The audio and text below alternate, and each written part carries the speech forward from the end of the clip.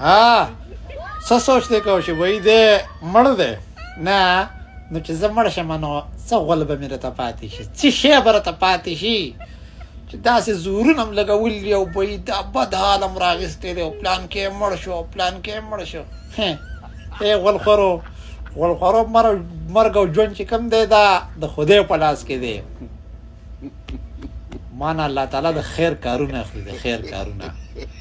مانا الله تعالی د خیر کارونه اخلي زه به ژوندی یم ژوندی زه د خوږ زړونو اواز یم زه د پښتون ملت اواز یم زه هغه خبره کولی شم چې څوک یې نشي کولی ایمان مې کامل دی ایمان او چې کله مړ شم نو ټوله پښتونخوا به مې په جنازه کې ولاړی ټوله پښتونخوا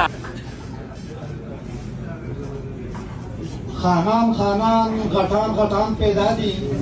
خانان خانان غټان غټان پیدا دي دوی خو د موره جنتیان پیدا دي او راځئ چې وګټو هغو له جنت څوک چې له موره دوزخیان پیدا دي سلامونه ټولو راغلو مېلمنو ته شاجي صاحب دلې ته که نومونه والم نو دا پروګرام به ډېر زیات اوږد شي ایاز جان ته د رستورانټ مبارکي وایم الله تعالی دې وکړي چې دغه کامیابه کاروباري په سعودي عرب کې ډېرو پښتنو روزګارونه ولاو کړي دي او الله تعالی دې وکړي ټول پښتانه کامیاب وي او الله تعالی دې کامیاب ساتي زه خو ما ډېرې خبرې تاسو سره مخکې کړي دي او سهار او ماښام د ساه په دې میډیا باندې لګیا یم نو ډېرې خبرې راله د خبرو والا د زړه پوخ کړی دی ځکه چې یو سړی سهار او ماښام لګیا یو په خبره باندې څوک عمل نه کوي بل زما دا موضوع د نورو خلکو نه لږه بدله ده په وطن کې چې نن سبا کم حالات روان دي کم ظلم روان دی کم بربریت روان دی نو زمونږ مشغول او زمونږ خولې له همیشه هغه خبرې راځي بل مسله دا ده چې دا زمونږ د هغه خبرو ځای نه دی دا یو کاروباري ځای دی او پردی وطن دی دا خبرې دلته خوند نه کوي او موږ پښتانه همیشه د یو بل خپې وهو داسې نه چې دلته څوک کاپر ناسي غرقم کړي څومره ملګري دي ستاسو د ټولو مشکور یم چې دومره راغلی شاعر نه یم خو یو شعر مې د پردیو سیو کړی دی دغه به ورته ویم د هغې نه پس به بښنه وو وایي کله فنکار کله ملا وجني دا سیلی ودروي رڼا وجني او نن که ستا په مرسته زه مړ کړم سبا د بل په مرسته تا وجني او موږ د داسې مور په غېږه کې یو چې خپل بچي لکه بلا وجني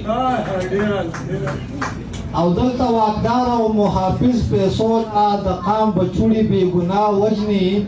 او دا نن چې پاتې دي دا پاتې نه دي ملایانو ته راغلی دا نن چې پاتې دي دا پاتې نه دي دا به بېګاله یا سبا وجني او ولې خبره دې د امن وکړه ولې خبره دې د امن وکړه اوس خو دې یاره خامخا وجني او عثمان خیالي که بغاوت ونه شو عثمان خیالي که بغاوت ونه شو راله دا ټوله پښتونخوا وژني افغان ټول ملګرونه زما په سټیج باندې اولنی ځل دی ډېرې خبرې مې چېرته په سټیج باندې نه کړي دي نو سټیج باندې راغلی یم او الله دې وس راکړي انشاءالله چې څنګه د ملت د مشرۍ دا وکړو او د مشرۍ ته خدای په حقیقي معنا کې میلاو کړي نو اوس خو تشې خبرې دي ایاز وزیر ته بیا هم د رستورانټ مبارکي وایم ایاز وزیره ډېر ډېر دې مبارک شه او ټولو پښتانو نه غوښتنه کوم چې راشئ سپورټ یې کوي هغه شاعر وایي پلار مې افلاطون نه و خدای ویل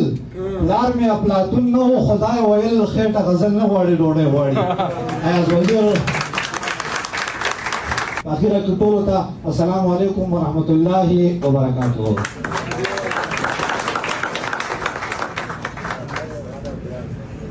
ډېره زیاته مننه کوم رهبر صاحب دومره ښکلې خبرې وکړلې او شعرونه یې هم را سره شریک کړل یو وار بیا یې ډېره زیاته مننه